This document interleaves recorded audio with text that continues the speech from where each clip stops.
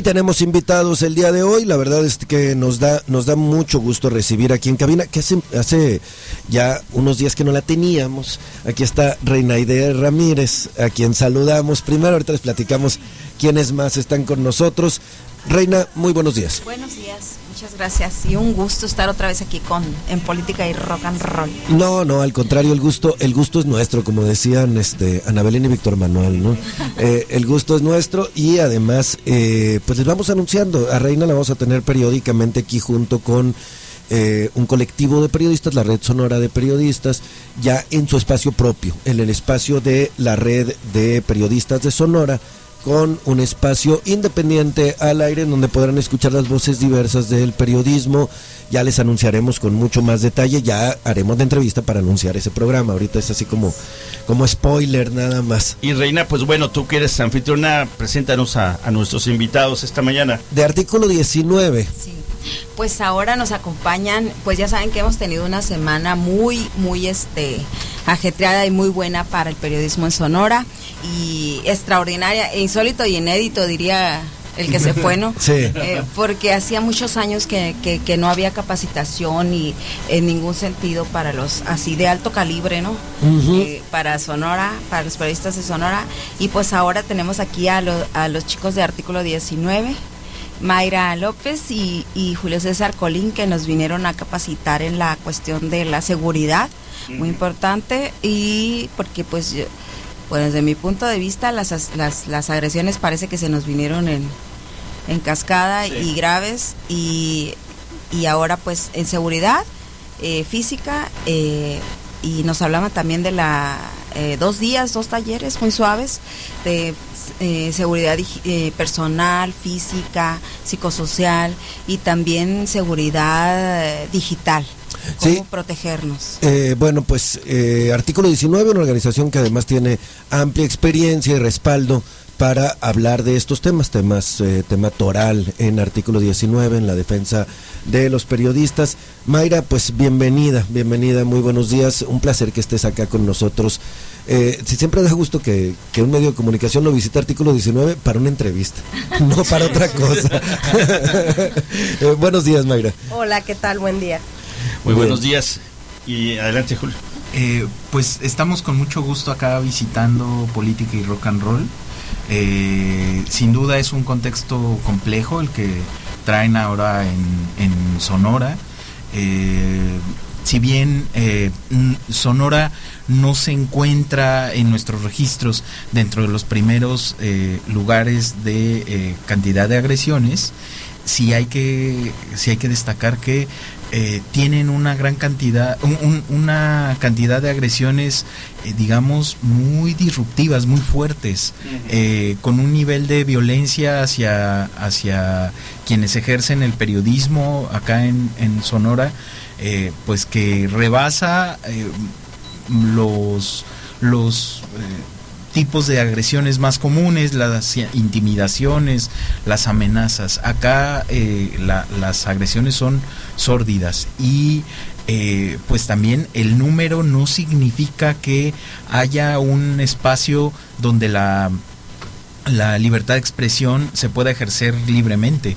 En muchas ocasiones este tipo de situación lo único que enmascara es un control férreo sobre los medios de comunicación, y también la normalización de la violencia con la que tiene que vivir el gremio día a día.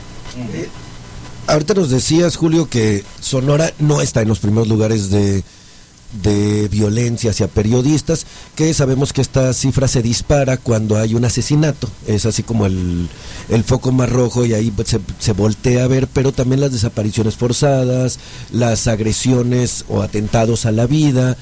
Pero en Sonora ha habido, no sé si sea lo mismo en todo el país, platicas con un sector, por lo menos del periodismo, un sector que está en la talacha diaria, digámoslo así, sobre todo en el periodismo independiente, y prácticamente todos tienen una anécdota de agresión hacia su persona.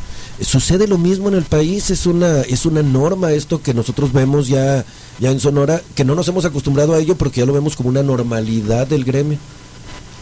Bueno, efectivamente, como comentas, suceden comúnmente dos cosas, ¿no?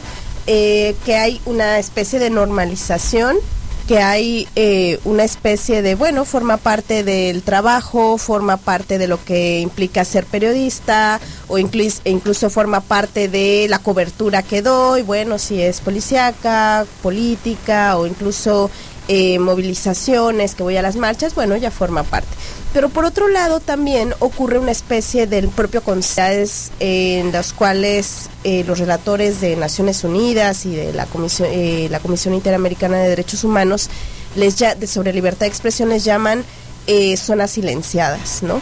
Zonas silenciadas que por la alta incidencia de violencia contra la prensa, incluso donde el silenciamiento viene por parte de delincuencia organizada, pues se genera una censura de los medios de comunicación, una zona silenciada, por ejemplo, podría ser alguna zona de Tamaulipas, por ejemplo. Por ejemplo, Tamaulipas, Veracruz, o incluso poniendo Coahuila también, que ya los relatores de ONU y la Comisión Interamericana sobre Libertad de Expresión ya emitieron justo un informe que se le llama así, zonas silenciadas, donde hablan de estas entidades y cómo se genera esta autocensura por la delincuencia organizada y por la impunidad también, ¿no? Incluso podemos hablar en el caso de Sonora, el hecho de que, por ejemplo, en 2018, artículo 19 haya registrado 11 agresiones, digamos, eso no quiere decir que no exista una especie de riesgo hacia la prensa en la entidad, ¿no? Pero cuando entramos al análisis de esas agresiones, así como comenta Julio, vemos que las agresiones cometidas contra la prensa son sumamente preocupantes, ¿no? Que ya son agresiones que van dirigidas a poner en riesgo la vida, a poner en riesgo la integridad personal, pero también ya directamente al patrimonio, a los bienes e incluso poner en riesgo a la familia de los y las periodistas. Sí, ¿son agresiones diferentes las que suceden en cada estado? Sí. ¿O hay así como algo en común? Sí hay una, por ejemplo, vamos a hablar, es uno de los ejemplos más visibles. La Ciudad de México en años anteriores tenía una gran cantidad de agresiones registradas, pero la mayoría de ellas eran en contexto de protesta, ¿no? En contexto de protesta había muchas movilizaciones donde a la prensa pues la empujaban, la golpeaban, los amenazaban por ya ubicarlos a veces de repente en los mismos policías, los jefes policíacos. También en ciertos momentos algunos manifestantes pues con una visión sobre el ejercicio periodístico pues atacaban muy particular, atacaban a estos compañeros.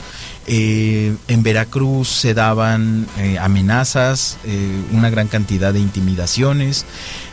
Lo que sí une todo este panorama es la recurrencia de los funcionarios como protagonistas, ¿no? Como protagonistas perpetradores de esta violencia. En nuestras cifras, más o menos el 48-49% de estas agresiones que se dan contra la prensa se dan por acción de un funcionario. Si le sumamos ahí las cifras de la gente ligada a partidos políticos, pues acá alcanzan ya casi el 70%, ¿no? Sí. 70%, terrible.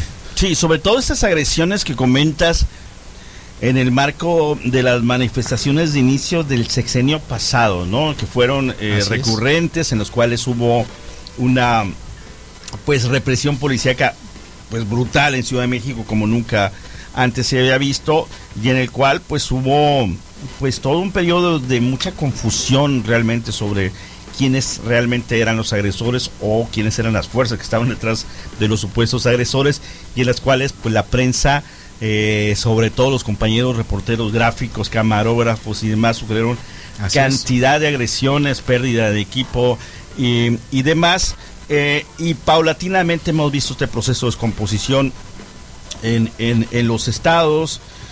pasando obviamente por pues el tremendo asesinato de este periodista de Veracruz en Ciudad de México, que se da también en medio del sexenio de Enrique Peña Nieto. Así es, de Rubén Espinosa. Sí, de una ciudad que se consideraba segura, un espacio para refugiarse.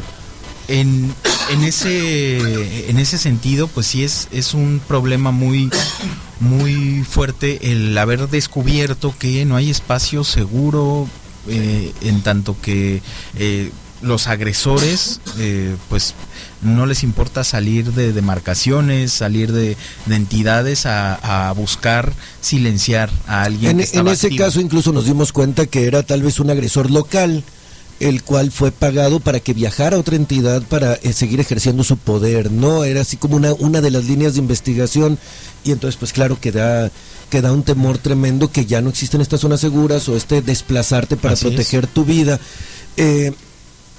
Mayra, Julio, ha habido una explosión, o así lo han relatado muchos, de agresiones contra periodistas, incluso algunas de ellas que han llevado a la muerte de periodistas en el actual sexenio federal.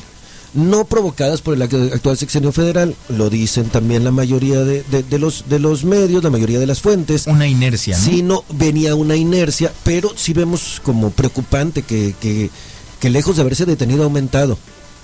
¿Esto a qué se deberá este aumento? ¿Las autoridades entrantes le entendían menos y por lo tanto no lograron armar los protocolos de seguridad? ¿O es el monstruo de 1000 cabezas que sigue dando coletazos y que ahorita se siente herido y da coletazos más fuertes? ¿O es la inercia natural que de todas maneras si hubiera sido cualquiera el presidente seguiría? No sé, ¿por dónde lo ven ustedes esto? Pues así como comentaste ahorita, se debe un poco a la inercia, ¿no? Es un poco una mezcla de todo, ¿no? Es como un río revuelto, que a veces no nos permite un poco hacer la lectura de por dónde va el tema, de incluso nos puede imposibilitar en algunas veces prevenir algunas situaciones. Es un poco de todo, de pues el sexenio pasado que todavía sigue ahí, ¿no? De mandarnos el mensaje de sigo aquí y voy a seguir tratando de recuperar un poco de lo que estas elecciones me hizo perder. Por otro lado también viene mucho la impunidad, ¿no?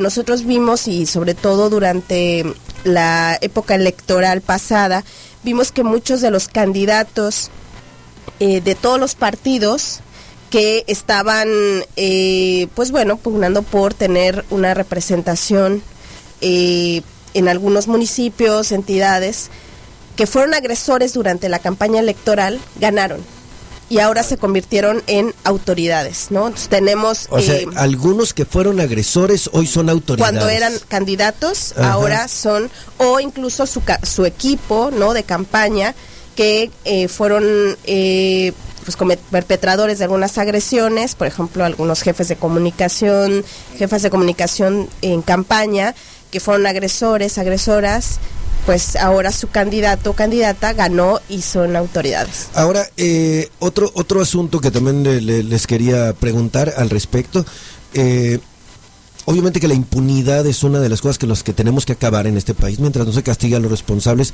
existe el permiso de hacer las cosas, pero eso no nos toca a nosotros, les toca a las autoridades, nos toca a nosotros exigirlo. La parte que tal vez nos toca a nosotros es otra pieza clave en los delitos o en cómo disminuir la incidencia de delito, que es la prevención. Y ahí artículo 19 tiene mucho que ver en estos talleres de capacitación. Platícanos, Julio, ¿cómo les va por la República encontrándose con periodistas? ¿Nos sabemos proteger los periodistas? ¿Sabemos ejercer nuestro trabajo? Puede ser que en algunos lugares no haya buenas prácticas de autoprotección, sin embargo hay un impulso por encontrar un nivel de conocimientos, de capacidades para afrontar la realidad que se les presenta día a día, y eso lo celebramos muchísimo. Hay polos de organización que en otro momento tal vez la vieja guardia del periodismo los interpretaba como vamos a hacer una asociación de periodistas estatal, ¿no? O regional.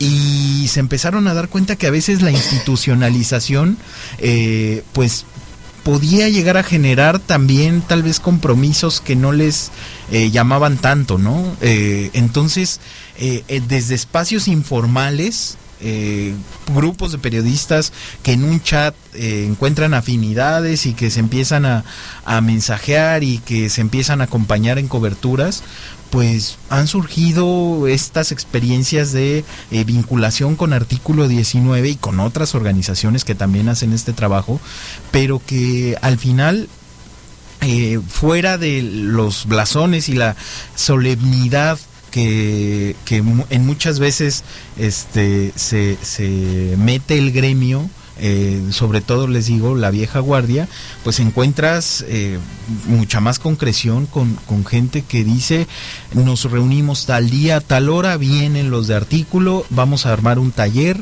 sobre un tema en específico y pues vamos a aprender, ¿no? Y así sucedió aquí en Hermosillo, ¿no? En esta visita que están haciendo, donde se reúnen con la red sonora de periodistas, que incluso pues tardó en ponerse nombre, que era un grupo de periodistas que se reunían por afinidades en su manera de trabajar, afinidades en su manera de exponer su trabajo también, que tal vez no se caían bien. Digo, a Reina le invitamos, aquí la soportamos, pero no crees que nos cae. No es cierto. Tal vez no todos tenemos las coincidencias en todo lo que hacemos como para formar una asociación y aventarnos esto de la vieja guardia, pero podemos hacer coincidencias coyunturales para temas, para situaciones específicas, y en esto nos vamos con este grupo y en esto otro nos vamos tal vez con el otro, que es muy diferente. Sí se está dando eso, ¿verdad? Claro, sí, ¿no? E incluso, digo, en el caso de Sonora nos sorprendió mucho que hay en varios de los integrantes de la gente que nos acompañó, ya cierta cultura de la autoprotección, ya ciertos conceptos muy claros. Celebramos que también sea un grupo variopinto de jóvenes, de gente más grande que ya lleva un buen rato en esto del periodismo, porque es muy común que se margine a la gente joven de estos espacios, y pues ayer nos encontramos con gente joven, con gente que probablemente no lleva tanto tiempo trabajando en este tema, pero pues que igual tiene interés en desarrollar este proyecto de vida, ¿no? En este gremio. 8:41 de la mañana, tiempo de Hermosillo, tiempo de Sonora. Usted escucha Política y Rock and Roll Radio, y está con nosotros en cabina pues miembros de la organización Artículo 19, una organización de defensa de la libertad de expresión, de las libertades civiles, y pues que ha llevado pues un seguimiento pues muy cercano en las últimas décadas, en los últimos años a nivel global, México no la excepción, del comportamiento de la relación medios, poder político y lo que conlleva con esto. Pregunta obligada, si bien es cierto, bueno, comentas que pues se ha encontrado una cultura de periodismo, y es que bueno, si uno no se protege, ¿quién lo va a hacer? Porque vemos que los mecanismos de protección a periodistas una y otra vez pues han mostrado su vulnerabilidad. Si bien es cierto, han ayudado sin duda alguna a salvar muchas vidas en este país, pero también estamos en una etapa pues en las cuales muchos compañeros que han estado sujetos a este procedimiento pues han sido finalmente vulnerados.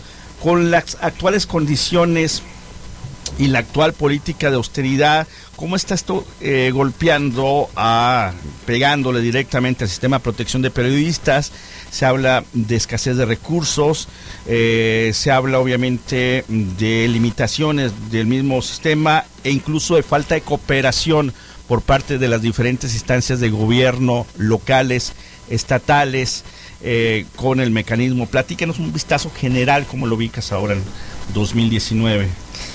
Bueno, el panorama actual es en relación con el mecanismo de protección a personas defensoras de derechos humanos y periodistas, una saturación en las solicitudes de protección a periodistas, de defensores y periodistas. Un poco como cifras que nos comparte el propio titular del mecanismo, Aaron Mastache, es que, son cifras que dio en reunión también que ya se compartieron es que ha incrementado considerablemente incluso las incorporaciones de protección, e incluso se ha empezado a dar otro fenómeno que me parece que no se había considerado por funcionarios del mecanismo de protección y de la Secretaría de Gobernación, que es las solicitudes colectivas, es decir, comunidades que, por ejemplo, están en la defensa de el agua, ¿no?, del medio ambiente, que pues toda la comunidad está en la lucha por la defensa de los recursos naturales, medios de comunicación, o sea, todos los integrantes. Entonces, es un nuevo reto, ¿no? Un nuevo reto de colectivos que están exigiendo protección, ¿no? Y además, frente a una escasez de recursos, como bien lo comentas, y frente a una falta de capacidad para atender todas las medidas de protección, y un contexto donde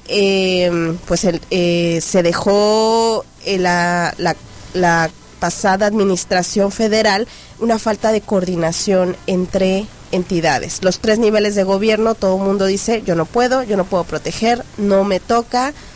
O, por ejemplo, los elementos policíacos, cuando si los mandan a hacer rondines o los mandan a hacer escoltas, dicen, bueno, es que o te voy a dar protección o voy a ir a ver el asesinato que acaba de ocurrir. Claro. Y muchas veces también una saturación de los propios, por ejemplo, elementos. En esta falta de coordinación o falta de respuesta del mecanismo, incluso podríamos ver, desafortunadamente, que han muerto personas que estaban dentro del mecanismo de protección de periodistas, y a veces no nos explicamos cómo puede suceder esto cuando no conocemos el mecanismo. Sin embargo, cuando vemos los datos que nos brindan periodistas que fueron agredidos, entendemos muchas cosas. Antier platicábamos con un compañero que fue agredido de manera severa en su patrimonio, que pidió la protección de inmediato de rondines policíacos, y a más de una semana de la agresión no ha pasado una sola patrulla por su casa, por ejemplo. Si en esto, que es bastante simple, no se aplica, pues difícil entender que el mecanismo funciona en otras cosas, ¿no? Sí, si me permites, y sobre todo en el ámbito local, digo, lo que uno le toca ver, no hay protección para los periodistas, pues no hay agentes ni patrullas que puedan de alguna manera brindar seguridad, de pérdida esporádica, de pérdida rondines. Pero sí vemos, cuando nos vamos a las colonias de los machuchones de Hermosillo, pues yo sí veo muy estable, Alex, Reina, a las patrullas policíacas a las afueras de los domicilios de la clase política día y noche. Esa es una, pero por ejemplo en esta radio comunitaria, que cuando sufrimos una agresión, una de tantas agresiones que hemos recibido, cuando sufrimos una en donde sí pedimos que por favor, la radio había quedado vulnerada en sus accesos, que por favor se dieran la vuelta, sí. Pues no veíamos patrullas rondando el apoyo a la radio, pero sí veíamos muchas patrullas a 2 cuadras de aquí, o que pasaban por aquí enfrente de la radio, de los que persiguen a los aliados de los bares. En los horarios en donde pueden perseguir a los que van saliendo de los bares que tenemos cercanos. Sí, y mientras tanto uno estaba aquí con un bat de béisbol adentro esperando que llegaran los agresores nuevamente. Y veías la patrulla y dices, mira, no, es otro tránsito que está cazando, que se estacionaba a cazar conductores, ¿no? Donde uno nos explica, cuando te dicen, es que no tenemos elementos suficientes, pues quítalos de lo que está haciendo, que no es su labor, ¿no? Exacto, hay lógicas dentro de las mismas corporaciones de seguridad que pues de alguna manera chocan con lo que deja tú la protección a periodistas, con lo que tendría que ser su labor. Al final, esta falta de capacidad del mecanismo de protección para coordinar estas colaboraciones, digamos, necesarias con las autoridades estatales, pues nos meten en un problema, porque al final hay quien dice, ¿saben qué? Como creo que fue el caso de esta radio, ¿saben qué? Pues vamos a buscar la manera de protegernos y vamos a ver qué onda con este proceso del mecanismo, porque no está funcionando, ¿no? Oye, Julio, Mayra, la pregunta obligada, entonces, ustedes que han estado recorriendo el país, ustedes que tienen una oficina en México, que se dedica a tener contacto con los periodistas y que además reciben noticias en muchas otras partes del mundo que se vuelven contextuales con el asunto mexicano, ¿qué va a pasar con esto? O sea, ¿se ve una salida, se ve una luz al final del túnel? ¿Este nuevo gobierno federal promete una manera diferente o el contexto social promete una manera diferente y podremos hablar dentro de unos años de, ¿te acuerdas aquella época en donde los periodistas eran agredidos? ¿O seguiremos en este plano? No sé. Sí, no, ahora, y complementando la pregunta que hace Alejandro, recientemente hubo una cumbre mundial sobre el tema de protección de periodistas organizado por una asociación muy seria como es el CPJ, ¿no? En la cual tanto Anabel Hernández como los organizadores del mismo, como la directora del Z de Tijuana y otras instancias, dice, con mucha antelación invitamos a esta cumbre mundial al presidente Andrés Manuel López Obrador para que nos acompañara. Fue el mismo día que hizo un chat en vivo con Mark Zuckerberg, y el presidente nunca nos respondió ni sí, ni no, ni tal vez, ¿no? Y dice Anabel Hernández, pues esto sucede con el presidente de la República de México, llámese Peña Nieto, llámese Fox, llámese Andrés Manuel López Obrador. El que se llame Andrés Manuel López Obrador y que haya dicho que tiene un programa diferente, mayor justicia social, ¿hará cambiar esto? ¿Cómo se ve el futuro del periodismo en la seguridad del periodismo en México? Hay una serie de mensajes mezclados, ¿no? Un día Andrés Manuel dice que no se va a reprimir, que no se va a callar voces críticas, que todo mundo va a tener derecho a decir lo que piensa y lo que cree, y de repente tenemos convenientemente estos adjetivos de prensa vendida, prensa fifí, prensa, cuando no favorece las investigaciones, el trabajo, digamos, el ejercicio de este derecho de libertad de expresión, cuando no favorece a su proyecto, pues juzga a rajatabla a todo el gremio como, pues, parte de un proyecto para minarlo, ¿no? Para destruir su intento por cambiar este país. Entonces, en este sentido, pues encontramos un panorama de incertidumbre porque aunque quisiéramos decir que en 6 años posiblemente vamos a ver reducción de la cantidad de agresiones, pues no tenemos muchos elementos para documentar el optimismo, ¿no? Sí, y también coincidiendo bastante con lo que comenta Julio, impera la impunidad, ¿no? O sea, tampoco hay claridad en relación con la política que va a operar el nuevo gobierno en relación con prevención de agresiones a personas defensoras y periodistas, ¿no? Y también empiezan a cambiar un poco como las modalidades de las agresiones. Por ejemplo, ahora empiezan a incrementar agresiones a radios comunitarias, ¿no? Y muchas radios comunitarias que están en contextos de movilización social. Entonces, impera la falta de claridad, impera la incertidumbre, impera las incertezas y el no saber hacia dónde ir, hacia dónde caminar, más que la autoprotección, bueno, la protección que podemos generar. Y Mayra, el lenguaje, digo, las palabras pues no necesariamente matan, las palabras no necesariamente son balas, pero este lenguaje a menudo hostil que vemos que se reproduce a través de muchos seguidores del oficialismo actual en contra de la prensa, va creando un clima de hostilidad hacia el periodismo. ¿Crece el riesgo de ser agredido o es solamente parte del contexto de la lucha política, del debate político contemporáneo?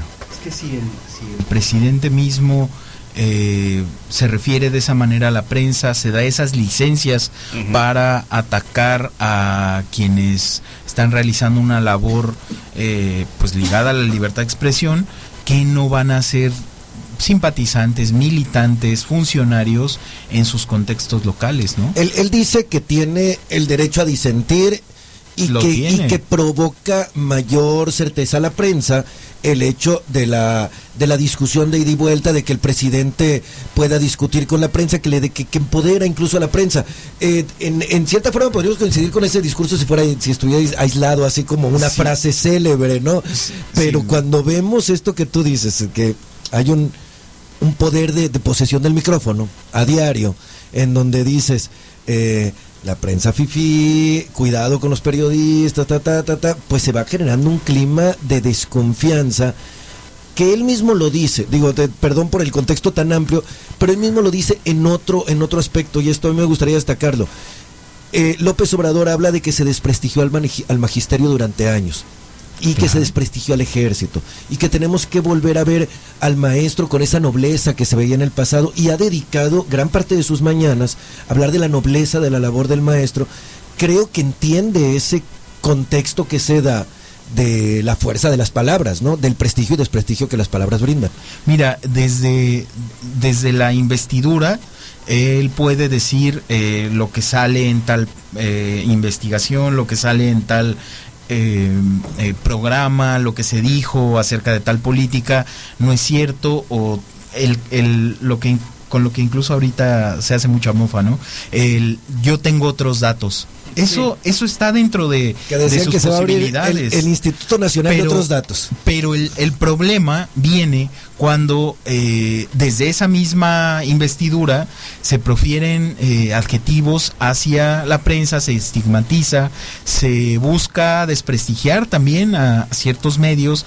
En ese sentido, pues está faltando a ese umbral, digamos, como ampliado, que debe tener de tolerancia a la crítica, porque Andrés Manuel López Obrador no es uno de nuestros vecinos, no es un ciudadano común, es el presidente de la República, es un funcionario, y en esa misma medida todos los funcionarios deben tener tolerancia a la crítica, porque sus actividades son públicas.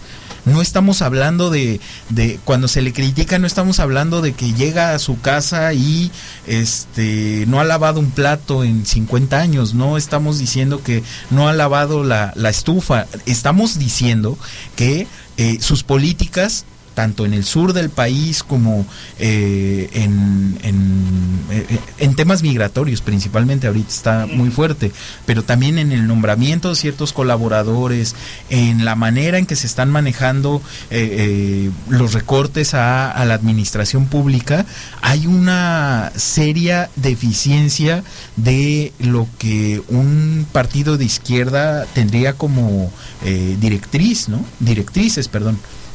Entonces, le hace falta tolerancia a la crítica, y también le hace falta tener claro que su deber es proteger, promover justicia en el caso de los periodistas que han sido agredidos, y buscar que se prevenga a través de las instancias como el mecanismo de protección, como la Comisión Ejecutiva de Atención a Víctimas, que se habla poco de ellos, pero tienen un recorte muy, muy importante en sus recursos. Y si ya de por sí vamos a pensar el área legal de la Comisión Ejecutiva de Atención a Víctimas, que no solo atiende a víctimas de violencia, sino también a periodistas que han sido víctimas de violencia, tenía ya una sobrecarga, pues ahora con los recortes están más impedidos para realizar su labor. Pues la verdad nos encantaría, Julio, Mayra, platicar durante toda la mañana, seguirnos acá de largo. Claro. Sabemos que ustedes tienen ocupaciones, que ya nos estamos pasando de tiempo, por cierto. Reina, te agradecemos mucho, sabemos que el esfuerzo que has hecho a título personal y con compañeros de la red es lo que hizo posible no solo que estén hoy en cabina con nosotros estos personajes de Artículo 19, sino que además hayan estado en nuestra ciudad compartiendo sus conocimientos con los periodistas y propiciando que los periodistas compartieran sus conocimientos entre ellos. Así que, Reina, muchas gracias nuevamente. Muchísimas gracias. Y gracias a ellos, ¿no? Por estar acá. No, pues muchas gracias por traerlos esta mañana por acá. Muchas gracias por venir. Y por cierto, me acordé de esta rola de Cerati donde dice gracias por venir. Gracias por venir. Y pone por venir y luego pone gracias al porvenir, ¿no?